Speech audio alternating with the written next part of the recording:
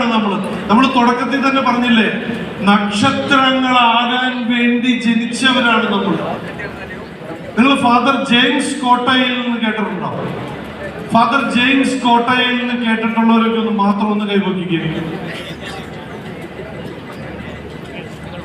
മക്കളെ, നിങ്ങൾ ജെയിംസ് അച്ഛനെ പറ്റി അറിയണം.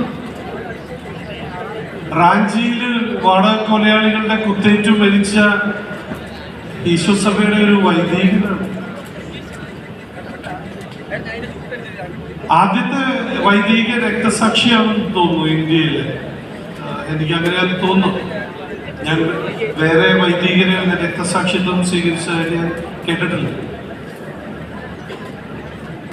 ജെയിംസ് അച്ഛനെ പറ്റിയൊക്കെ പറയുന്നതെന്ന് അറിയോ? അതായത് ഈ അപകടത്തിലേക്കാണ് താൻ എടുത്ത് ചാടുന്നതെന്ന് തീർച്ചയായ ബോധ്യമുള്ള അച്ഛൻ ധൈര്യമായിട്ട് റാഞ്ചിയിലെ ജന്മികളെയും ഗുണ്ടകളെയും എല്ലാം അവരിൽ നിന്ന്, അടിമത്തത്തിൽ നിന്ന് മോചനം കിട്ടുവാൻ വേണ്ടി അവിടുത്തെ ആദിവാസി യൂത്തിൻ്റെ ഒപ്പം ഹാർഡ് വർക്ക് ചെയ്തു. അതിന്റെ റിസൾട്ട് അച്ഛൻ്റെ ജീവിതമാണ് രക്തസാക്ഷിത്വം കൊടുക്കേണ്ടി വന്നത്.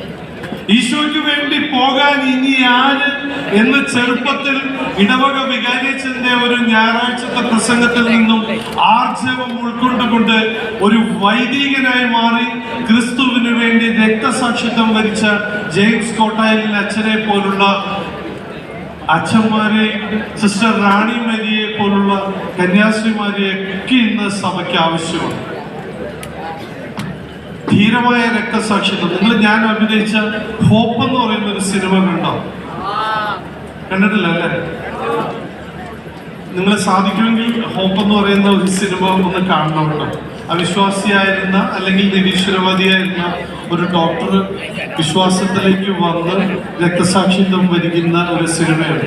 ആ സിനിമയിലെ ഡോക്ടർ ജോണിന്റെ കഥാപാത്രം ഞാനാണ് അവതരിപ്പിച്ചിരിക്കുന്നത്. എപ്പോഴെങ്കിലൊക്കെ അത് വരും. ഇപ്പോൾ അതിന്റെ പ്രൊഡ്യൂസർ ലോകം മുഴുവൻ ആ സിനിമ പല ലാംഗ്വേജിൽ 22ഓളം ഭാഷയിലേക്ക് അത് കൺവേർട്ട് ചെയ്ത് അവിടെ എല്ലാം ഇങ്ങനെ കാണിച്ചുകൊണ്ടിരിക്കുകയാണ്. അപ്പോൾ ഓരോ ദിവസവും നിങ്ങളുടെ മുന്നിലും ഹോപ്പ് എന്ന് പറയുന്ന ഒരു സിനിമ എത്തും. എല്ലാവർക്കും ഒന്നും ജീവിതത്തിൽ രക്തസാക്ഷികളാവാൻ പറ്റിയെന്ന് വരില്ല.